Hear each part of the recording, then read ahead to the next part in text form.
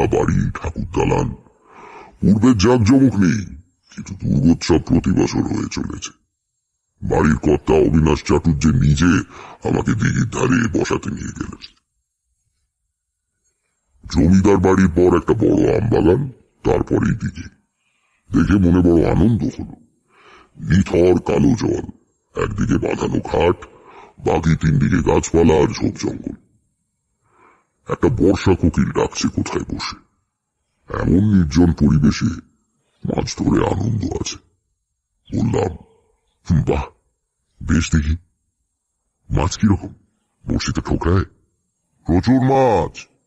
প্রতি বছরই বাড়ির কাজে কর্মে, অনুষ্ঠানে, ওই বিয়ে, পৈতে, অন্নপ্রাশনে জাল ফেলা হয়। আবার প্রতি বছরই বেশ কিছু মাছ ছাড়া হয়, যাতে পুকুর খালি না হয়ে যায়। কিন্তু কিন্তু কি? গত বছর থেকে একটা অদ্ভুত ব্যাপার দেখছি। এর মধ্যে প্রয়োজনে দুবার জাল ফেলতে হয়েছিল। দেখা গেল পুরনো বড় মাছ সংখ্যায় অনেক কমে গিয়েছে, আর নতুন যে মাছ ছাড়া হয়েছিল তাদের অর্ধেকেরই খোঁজ নেই। এটা তেমন কোনো সমস্যা নয়, নিশ্চয়ই মাছ চুরি যাচ্ছে। বরং পাহারা বাড়িয়ে দিন, কড়া নজর রাখুন। চুরি যাচ্ছে বলে মনে তো হয় না। বাড়ির কাছে পুকুর, দিনে হোক রাতে হোক জাল ফেলে মাছ চুরি করতে গেলে ধরা পড়ে যাবেই। ছিপ দিয়ে আর কটা মাছই বা ধরবে, আর তাতে তো ধরা পড়ার সম্ভাবনা আরো বেশি। ভোঁদর বা উদবেড়াল খেয়ে যেতে পারে। তারাই বা আর কটা খাবে? তাছাড়া 5 কি 10 কেজি মাছ তো আর ভোঁদরে ধরবে না। ব্যাপারটা একটু আশ্চর্য। যাই হোক, আপনি বসে যান। ঘাটের দিকে না বসে দিঘির উল্টো দিকের কোনায় একটু ঝোপ মতো জায়গা দেখে বসলাম। মাথার উপর আমার কাঁঠালের পাতায় বর্ষার ভেজা হাওয়া বেঁধে শিরশির শব্দ হচ্ছে। চারিদিকে ঘেঁটু, আশ্যাওড়া, কালকাসুন্ডে আর কচু ঝাড়। মাঝে মাঝে বাতাস থেমে গিয়ে হালকা ইলশে গুড়ি বৃষ্টিও নামছে। সঙ্গে ছাতা ছিল। একটা লাঠি মাটিতে পুঁতে ছাতা খুলে সেই লাঠির সঙ্গে বেঁধে দিলাম। মেজার ভয় রইল না। সরঞ্জাম সব গুছিয়ে নিয়ে টোপ গেঁথে পাড় থেকে 10-12 হাত দূরে বড়শি ছুড়ে দিলাম। তারপর প্রথমবার চার ছড়াতে যেতেই একটা অদ্ভুত জিনিস খেয়াল করলাম। চার জলে পড়তেই দিঘির জল হঠাৎ যেন একটু কেঁপে উঠল। আমি যা বলছি ভালো করে বুঝে দেখো। জলে কিছু ছুঁড়ে ফেললে জল সামান্য কাঁপেই, একটু ঢেউ উঠে ছড়িয়ে পড়ে। তবে এ কিন্তু তা নয়। সমস্ত দিঘির জলই একসঙ্গে কেমন যেন কেঁপে উঠল, মানুষ শিউরে উঠলে যেমন হয়। প্রথমে ঘটনাটাকে তেমন আমল দিইনি। ভেবেছিলাম হঠাৎ সামান্য বাতাস উঠে বুঝি ওই রকম হয়েছে। কয়েকখানা আশ্যাওড়ার ডাল ভেঙে নিয়ে সেগুলো বিছিয়ে গুছিয়ে বসলাম। চমৎকার মেঘান্ধকার দিনটা। মাথার উপরে গাছের পাতা থেকে বাতাসের ঝাপটায় ফোঁটা ফোঁটা জল পড়ছে গায়ে। পাশে কচু গাছের ডাঁটি বেয়ে একটা বেনে বউ পোকা উঠছে। এমন পরিবেশে মনে বেশ শান্তি আর আনন্দ থাকা উচিত। মাছ ধরতে বসার প্রথম দিকে সেটা ছিল, কিন্তু একটু পর থেকেই মনটা যেন খারাপ হয়ে যেতে লাগলো। মেঘে ঢাকা আকাশের জন্য পরিবেশ যতটা অন্ধকার হওয়া উচিত তার চেয়েও যেন বেশি কালো হয়ে এসেছে। আমার সামান্য কিছু ক্ষমতা আছে এসব বুঝবার। তোমরা জানো, মধুসুন্দরী দেবী আমাকে দান করেছিলেন। আমার মনে হলো এই দিঘির পাড়টা অশুভ কোনো কিছু প্রভাবে আচ্ছন্ন হয়ে আছে। বাতাসে কেমন একটা অপ্রীতিকর গন্ধ পেতে শুরু করলাম। কিসের গন্ধ? পচা বা ভ্যাপসা গন্ধ? না, কেমন গন্ধ সে তোমাকে আমি ঠিক বোঝাতে পারবো না। পরিচিত ভালো বা খারাপ কোনো গন্ধের সঙ্গেই তার মিল নেই। প্রায় সঙ্গে সঙ্গেই মনে হলো পরিবেশে কি যেন একটা ছোট্ট বদল ঘটেছে। চারিদিকে তাকালাম, না, সবই তো ঠিক আছে। কেবল বর্ষার কোকিলটা আর ডাকছে না। ওই দিঘি এবং তার চারপাশে কোন অশুভ প্রভাব ক্রিয়া করছে এই বিষয়ে আমার বিশ্বাস আরো দৃঢ় হল।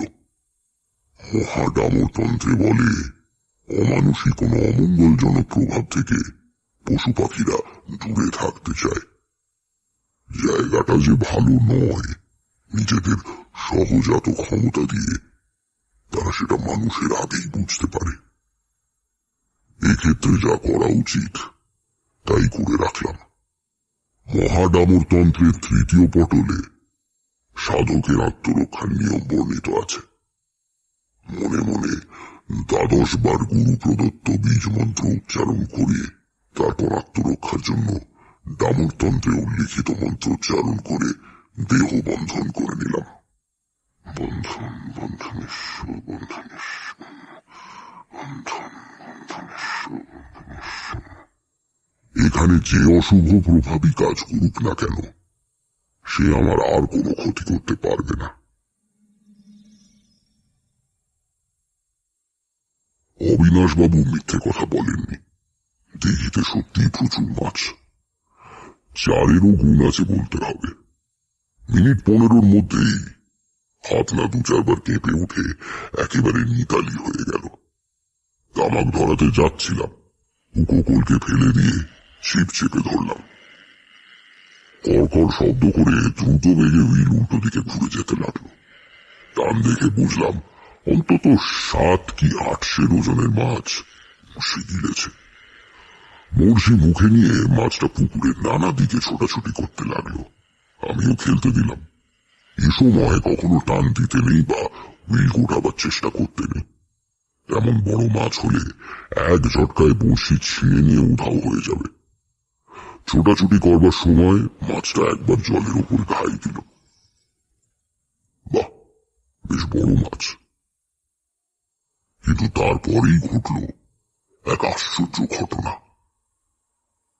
ঘাই দিয়ে মাছটা আবার ডুব দেওয়ার সঙ্গে সঙ্গেই দেখলাম আমার সুতো ঢিলে হয়ে গিয়েছে। ছিপে বা হুইলে আর কোনো টান নেই। অবাক হয়ে হুইল ঘুরিয়ে সুতোর ডগা কাছে এনে দেখি বড়শি ছেড়েনি, ফাতনাও ঠিক আছে, কিন্তু তাহলে মাছটা গেল কোথায়? বড় মাপের ভালো বড়শি, ও জিনিস মুখে নিয়ে অতক্ষণ ছোটাছুটি করায় বিঁধেছেও নিশ্চয়ই মোক্ষম ভাবে। ঝটকা দিলে ছিঁড়তে পারে, কিন্তু খুলে যাবে না। তাহলে যাই হোক, আবার টোপ গেঁথে ছুড়ে দিলাম দিঘির জলে। আবার এক মুঠো চারও ছড়িয়ে দিলাম। সঙ্গে সঙ্গে দিঘির জলে আবার সেই অদ্ভুত কাঁপন। এবার আর কাঁপন না বলে আলোড়ন কিংবা আন্দোলনই বলা উচিত। সমস্ত দিঘি জুড়ে যেন একটা বিক্ষোভের ঢেউ উঠল। খারাপ কাঁচওয়ালা চশমা পরে এদিক ওদিক তাকালে সবকিছু যেমন উঁচু নিচু আর ঢেউ খেলানো লাগে, দিঘির জলও তেমনি দেখাতে লাগলো। বাতাসে সেই গন্ধটা তীব্রতর হয়ে উঠল। এবার বড়শি ফেলার প্রায় সঙ্গে সঙ্গেই আবার তলিয়ে গেল ভাবনা।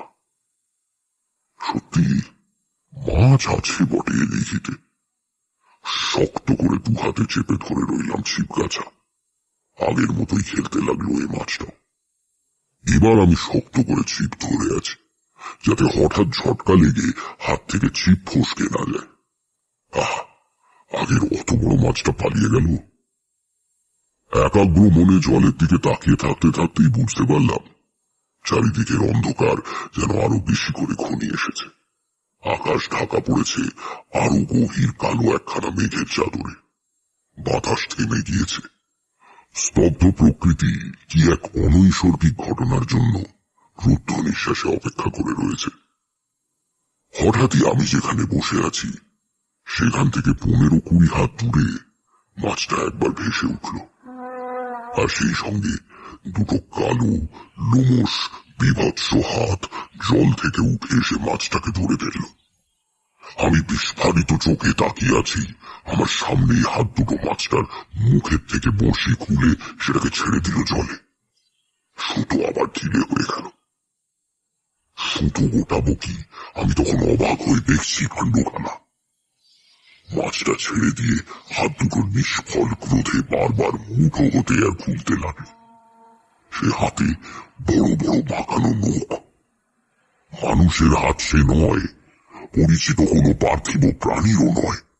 এ দুনিয়াতে এমন অনেক প্রাণী বাস করে যারা অশুভ শক্তির প্রতীক। তাদের চোখে দেখা যায় না, যদি না তারা ইচ্ছে করে দেখা দেয়। মহাডামরতন্ত্রে সব কথা আছে। এরা বুদ্ধিহীন, আবেগহীন, ভয়ানক নিষ্ঠুর। তেমনি কোন এক জীব এসে বাসা বেঁধেছে এই দিঘির জলে। অবিনাশ বাবুর মাছ চুরি যাবার কারণ এবার বুঝতে পারলাম। এই জীবটা মাছ খেয়ে ফেলে। অপার্থিব প্রাণীটা আমার উপর রেগে গিয়েছে। আমার ধরা মাছ খুলে দিয়ে নখওয়ালা হাত মুঠো করে সে সেই রাগই প্রকাশ করছে, কিন্তু দেহ বন্ধন করা থাকায় আমাকে স্পর্শ করতে পারছে না। রাগের কারণটাও ধরতে পারলাম। আমি তাকে আশ্রয়চ্যুত করতে চলেছি। সর্ষে ফুলের মধু দিয়ে মাখা চাল প্রাণীটা সহ্য করতে পারছিল না। সর্ষে বা তার ফুলের মধু রেত বিতাড়নী কর্মে লাগে।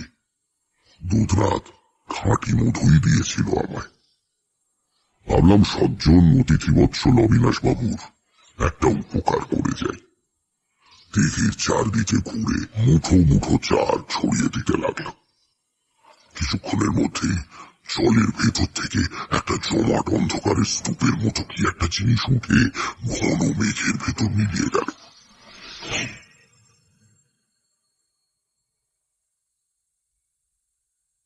বাতাস আবার বইতে শুরু করল।